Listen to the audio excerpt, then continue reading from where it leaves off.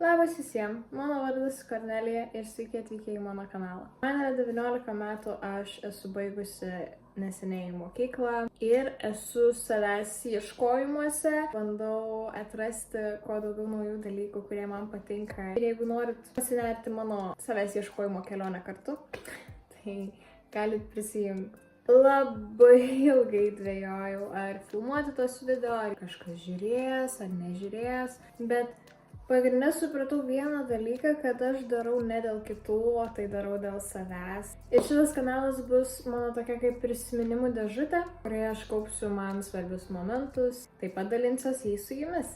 Tai pagrinde ir norėjau padaryti pirmą video tokį kaip vadinį ir tiesiog tai, ką aš noriu daryti ir kodėl aš tai darau. Tai viena iš priežasčių yra tai, jog aš noriu daryti tokią kaip prisiminimų dėžutę. Ir taip pat aš esu labai nedisciplinuotas žmogus, gal taip pasakyčiau. Man trūksta to režimo gyvenime, tos rutinos ir noriu tą YouTube'ą daryti tam, kad aš turiu tada ir tada įkelti video, aš turiu tada ir tada sufilmuoti viską, suredaguoti ir panašiai.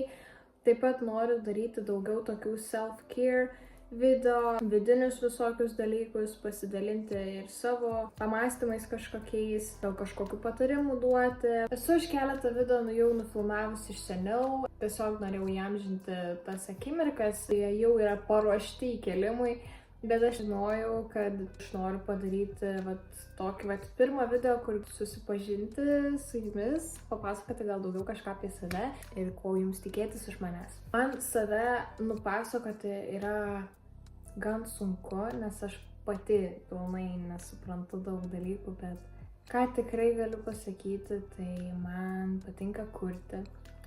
Kad ir kas tai būtų susiję ar su mada, ar su piešimu, ar su, nežinau, eilių kūrimu, ar groti gitarą ir kurti kažkokias tai melodijas. Aš daugumą tų dalykų dabar nedarau, nes esu labai didelė tinginė. Dažnai man ateina tos fazės gyvenime, kai aš griūnu, aš nieko nebenoriu, nieko nebežinau, nieko aš nebemėgstu, man niekas nebepatinka, taip užsigrūzinu ir man tada būna labai sunku išlipti iš to. Dėl to viena priežastis ir yra ta, noriu daryti tos video, kad aš lengviau iš to išbriščiau ir aš turėčiau tą priežastį, dėl ko aš turiu keltis ir daryti dalykus. Aš noriu save taip motyvuoti, bet taip pat galbūt ir jūs, kurie irgi esat susidūrę su panašiais dalykais ar situacijom, ar dabar tame esate. Labai norėčiau sugrįžti ir į šokius, man labai patinka šokti. Aš mėgstu fotografuoti, norėjau tuo užsiimti ir tai, ir galbūt net kažkokias studijas eiti ir panašiai, bet aš pradedu daryti kažkokį tai dalyką, grinai užsikoncentruoju ties ta veikla ir man jinai nebepatinka. Kai aš čia darau tiesiog dėl to, nes aš mėgstu, man patinka, aš tai darau laisvalaikiu ir niekas manęs nepušina, grinai, kad tu turi daug į tą laiko labai investuoti, ar tada man patinka, kai aš tai darau laisvalaikiu, bet kai atsiranda visi tie dalykai, kad tai jau reikia daryti iš reikalo, o ne tai, kad tiesiog kada nori ir panašiai. Man jau viskas, aš jau nebenoriu, man nebepatinka, man atrodo, kad mane čia kažkas verčia. Ilgą laiką man šitas dalykas, ypač pabaigus mokyklą, manau, kad daug kas mane suprasit, kas nestudijuojat niekur arba einat per prievartą kažkur studijuoti, ko tikrai nerekomenduoju daryti. Tiesiog ilgą laiką buvau tokia kaip pasislėpus po tokiu šydu, kad kai manęs paklausė, ką aš čia dabar darau, tu baigiai mokyklą, kodėl tu nestudijuoji, tai ką tu veiki. Nes aš prieš tai dar dirbau, tai mano tas darbas kaip ir buvo irgi toksai kaip uždanga, kad aš dirbu, viskas manęs nelieskit, aš pasakiau, ką aš veikiu. Tada aš išėjau iš darbo, nes aš nebegalėjau tam darbe būti, tiesiog daugiau.